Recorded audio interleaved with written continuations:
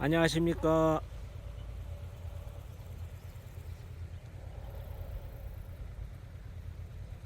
네, 지금 여기 보면은 꽃들이 개화를 하고 있는데요. 한번 가까이 가보겠습니다.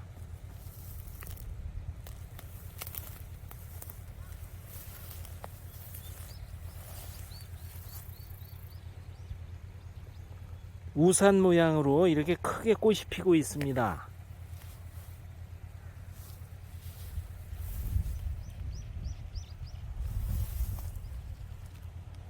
이게 잎의 모습이고요.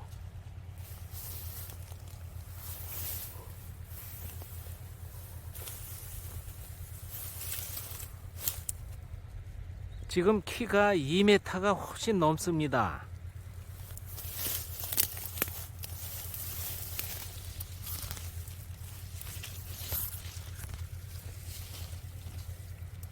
줄기는 이렇게 굵습니다.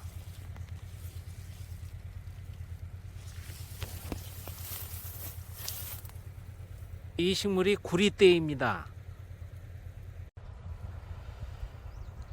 구리대란 이름은 이 식물이 크게는 2m가 훨씬 넘게 자라고요. 또 이렇게 대나무처럼 마디가 있습니다. 마디가 있고 이 구릿빛을 띤 이 줄기가 대나무를 닮았다 해서 붙여진 이름입니다.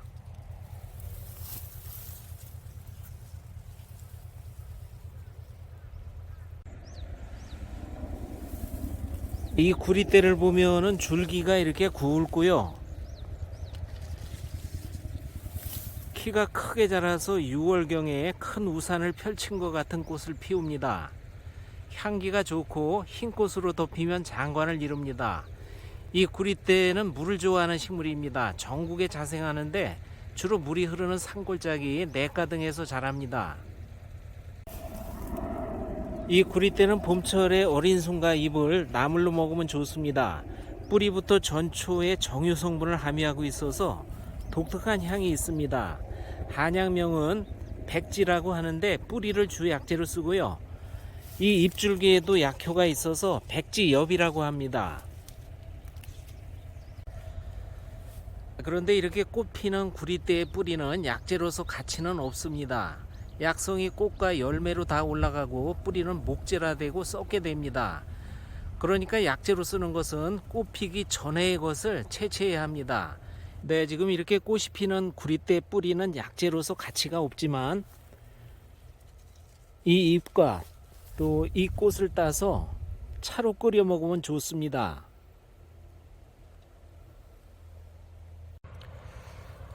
참고로 하시라고 꽃이 피지 않은 작은 구릿대 뿌리를 하나 캐봤습니다.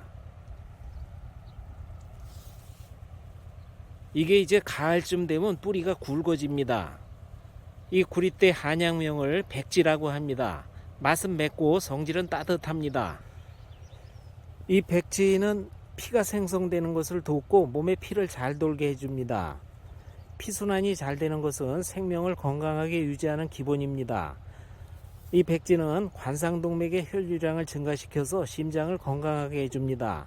심장혈관이 막히는 심근경색, 뇌혈관이 막히거나 터지는 뇌졸중을 예방합니다. 또한 거품과 풍한을 없애는 효능이 있어서 중풍과 몸의 운동장애나 무감각 같은 마비 증상을 예방치료하고요. 몸을 따뜻하게 해줍니다. 또한 몸의 온갖 통증을 가라앉혀 주는데 늘상 머리가 아픈 분들한테 좋은 약재입니다. 이 백지는 기능성 두통 치료약입니다. 두통과 편두통, 복통, 요통, 치통, 각종 신경통, 어지럼증 등에 특히 효과가 좋습니다. 이 백지를 천연 진통제라고도 합니다. 네, 또한 이 구릿대 백지는 피부질환의 특효 약재입니다. 화농성 피부염, 피부 궤양 등 심각한 피부질환은 물론 옴, 습진, 가려움증, 여드름, 잡티, 흉터, 기미 등의 효과가 있습니다.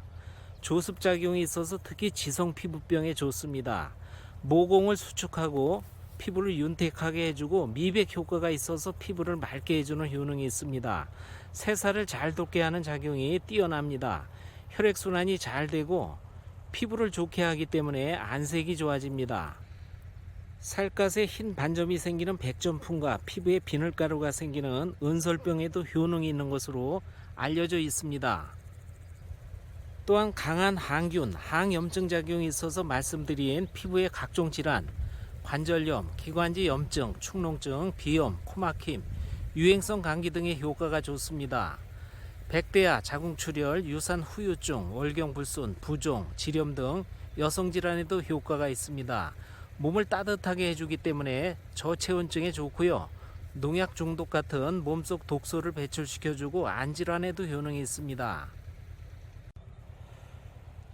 약재로 이용 시에는 이 뿌리 잘 말린 약재를 하루 기준 10g 정도씩 달여서 복용합니다.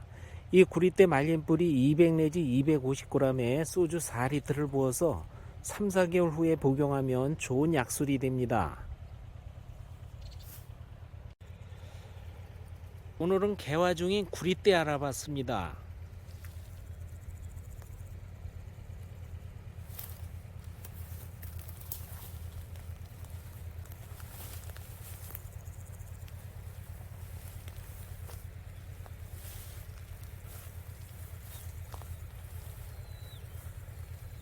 감사합니다.